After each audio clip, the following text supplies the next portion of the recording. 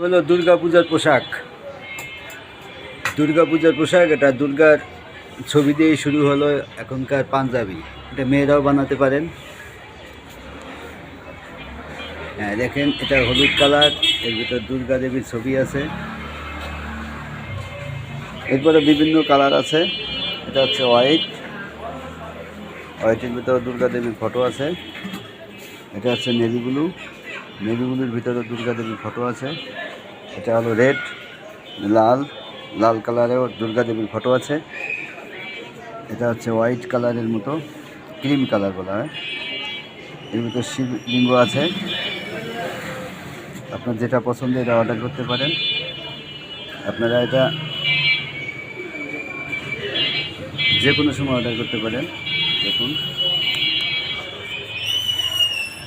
কোনটা ভালো লাগে আপনাদের। এটা হচ্ছে রেড কালার, এটা হচ্ছে ক্রিম কালার,